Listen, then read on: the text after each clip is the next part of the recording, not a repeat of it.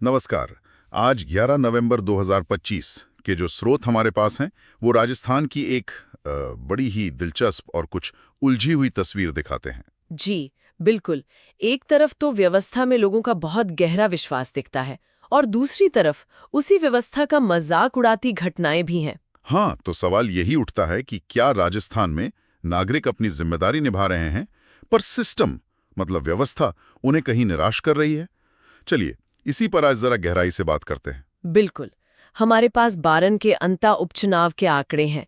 फिर गुजरात एटीएस की एक रिपोर्ट है जिसमें राजस्थान का भी जिक्र है।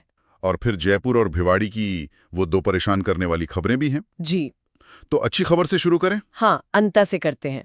अंता विधानसभा उपचुनाव में 80% से भी ज्यादा करीब 80.25% वोटिंग हुई। ये आंकड़ा अपने आप में मतलब बहुत कुछ कहता है। कहता है, अंता जैसी सीट जो आमतौर पर बहुत ज्यादा राजनीतिक सुर्खियों में नहीं रहती, वहां इतना भारी मतदान होना। इसका क्या मतलब निकालें? क्या ये सिर्फ चुनावी उत्साह है? देखिए, ये सिर्फ उत्साह से ज्यादा हो सकता है। अक्सर इतना जबरदस्त मतदान दो तरफ इशारा करता है। या तो सिस्टम में बहुत गहरा विश्वास है। या फिर किसी के खिलाफ उतना ही गहरा गुस्सा? बिल्कुल। ये एक ट्रेंड भी हो सकता है जहां वोटर अब जमीनी मुद्दों पर ज्यादा ध्यान दे रहा है। असली कहानी तो नतीजों से पता चलेगी, पर ये नागरिक भागीदारी का एक मजबूत संकेत तो है ही। तो एक तरफ नागरिक अपनी भूमिका, अपना रोल वो निभा रहे हैं। जी। लेकिन ठीक इसी के साथ एक और खबर है जो राज्य की सुरक्षा पर गंभीर सवाल खड़े कर रही है। गुजरात एटीएस वाली खबर है ना? हाँ, गुजरात के आतंकवादी रोधी दस्ते ने कुछ संदिग्ध आतंकवादियों को पकड़ा है और उनके तार राजस्थान से जुड़ रहे हैं। और जो बात इसे और भी ज्यादा मतलब चिंताजनक बनाती है वो ये है कि इसमें पहली बार हनुमानगढ़ का नाम सामने आया है। अच्छा, पहली बार? हाँ, अब तक हम सीमा से लगे दूसरे जिलों के नाम सुनते थे। हनुमानगढ़ का नाम आना ये संकेत है कि शायद अब नए इलाकों में भी गतिविधियां बढ़ रही हैं।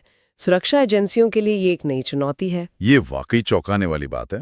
हनुमानगढ़ वो तो आमतौर पर कृषि के लिए खबरों में रहता है।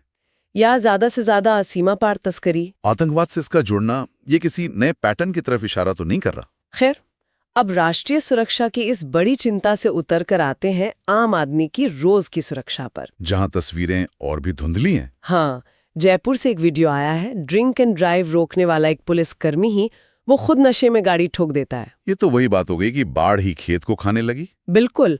और लोगों में इस पर काफी गुस्सा भी है। गुस्सा होना लाजमी है। ये सिर्फ एक पुलिसकर्मी की गलती नहीं है, ये पूरे सिस्टम की साख पर एक धब्बा है। जब रक्षक ही ऐसा करेंगे तो आम आदमी का भरोसा टूटता है और जब भरोसा टूटता है तो लोग कानून अपने हाथ में लेने लगते हैं। शायद इसी की एक झलक हमें भिवाड़ी के खिजूरीवास टोल प्लाजा पर देखने को मिली। हाँ, वो घटना जहां कुछ कार सवार युवकों ने टोल कर्मियों से बुरी तरह मारपीट की और सब कुछ सीसीटीवी में कैद हो गया। उनके चेहरों पर कानून का कोई डर मतलब था ही नहीं। तो क्या इस तरह की घटनाएं जहां लोग कानून हाथ में ले लेते हैं ये बढ़ रही हैं? मुझे लगता है दोनों बातें हैं। कैमरे की वजह से ऐसी घटनाएं अब छिप नहीं पाती, लेकिन जिस बेखौफ तरीके से ये अपराध हो रहे हैं वो दिखाता है कि सजा का डर कम हो रहा है। ये तो एक खतरनाक सामाजिक संकेत है। बहुत खतरनाक, जहां व्यवस्था पर भरोसे की कमी लोगों को हिंसक बना रही है। तो इन सभी स्रोतों को अगर एक साथ रखकर देखें तो राजस्थान की तस्वीर काफी उलझी हुई सी बनती है। बिल्कुल। एक तरफ अंता के वो मतदाता हैं जो लोकतंत्र में अपनी आस्था दिखा रहे हैं, और दूसरी तरफ जयपुर और भिवाड़ी के वो लोग हैं जो कानून की धज्जियां उड़ा रहे हैं। और यही आज की चर्चा का सबसे बड़ा सवाल है ना? ये खबरें हमें सोचने पर मजबूर करती हैं कि किसी भी समाज में व्यवस्था के प्रति सम्मान और उसकी अवहेलना, ये दोनों प्रवृत्तियां एक साथ कैसे पनपती हैं। क्या ये एक ही समाज के दो अलग अलग चेहरे हैं, या फिर ये एक ऐसे सिस्टम का नतीजा है जो कहीं बहुत मजबूत है